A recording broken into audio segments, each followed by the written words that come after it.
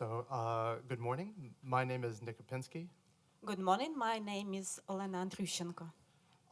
and our presentation and paper is called The Outpost of Ukraine, the Role of Dnipro in the War in Donbas. And because I'm a professor at the United States Air Force Academy, I must say that this research in this paper reflects Lena and my opinions and not the opinions of the US Air Force or the United States government.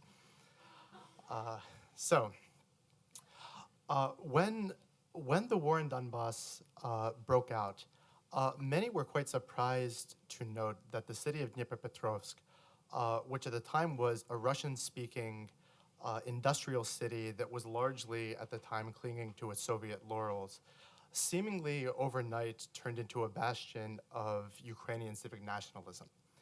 And in most scholarly accounts, the reason for the reason that is given for this is generally that that Dnipropetrovsk powerful oligarchs, primarily Igor Kolomoisky, played the largest role in stemming the tide of the war. But the thing that we are doing in our paper and the thing that we're speaking about today is we're trying to look a little bit deeper. And we're interested in analyzing and sort of documenting the specific verbal and visual forms that, that this wave of local patriotism assumed. Visual forms, largely because in May 2014, perhaps the most visible building in Dnipropetrovsk, the Parus Hotel, which was a Brezhnev era building project that never ended up being completed or inhabited. It's often claimed to be the longest building project in Ukraine. In May 2014, the Parus Hotel, which represented this sort of post-Soviet blight on the Dnipropetrovsk waterfront, and as many residents in the city will say, the symbol of unfulfilled, it was a symbol of unfulfilled dreams of Soviet communism. In May 2014, a group of football activists scaled the hotel and transformed this symbol of unfulfilled Soviet dreams into the largest trezub in the world at the time.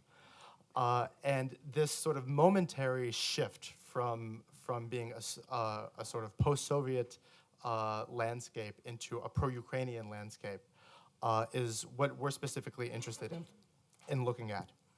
Around this time in May 2014, the city began to take on a new nickname. Oftentimes, Dnipropetrovsk was known as Rocket City due to its strategic role in the Soviet space program and the factories that build ICBMs. But around May 2014, Dnipro assumed this new identity, which is the outpost of Ukraine, or Forpost Ukrainy. And in this respect, here Forpost has sort of two valencies. On the one hand, Forpost can refer to a group of soldiers who are stationed in an advanced position. So, which is to say, a group of soldiers who are defending something in the event of an enemy attack. But on the other hand, Forpost can refer to a fortress or a fortification, something that is offering refuge or protection from violence outside of its walls. And so these two valencies, both as a defender and a protector, came to represent and subsume and refer to a wide range of civic activity, both volunteering to fight in the war in Donbas, taking in and caring for refugees, and a number of other things. As Dnipro's identity as the outpost of Ukraine came into prominence, and residents of the city started to spontaneously take up this term and use it to describe their own individual contributions to the war, one of the people who was uniquely positioned to observe this is my colleague, Lena Andriushchenko. And so Lena will talk a bit about the specific ways in which individuals understood what this idea of Forpost Ukraini, or the outpost of Ukraine, meant. Well, I'm not a researcher, I'm a journalist, and the war had started. I'm worked as a reporter of local newspaper Dnipro. So I wrote around 100 articles, and I have met a lot of people: soldiers, volunteers, refugees. According to my articles, I would like to tell about Dnipro in 4 aspects. First one is Dnipro, it's a city of refuge. There is some special department, it's called Dnipro 8.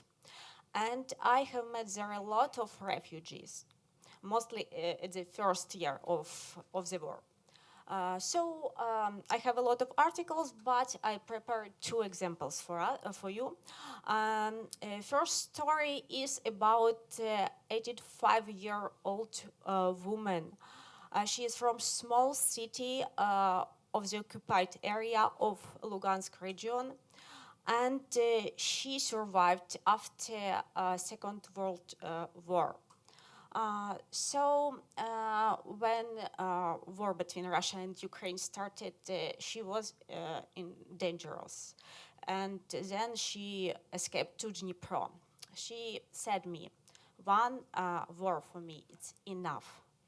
And Dnipro became for me a really safest city, and I feel safe. Another story is about 2 young women from occupied area. They escaped from War II and they lost everything, all their business. And they viewed Dnipro like a city of new life, of new business. And when they just moved to Dnipro, they created classes for new refugees. It's classes for handmade items.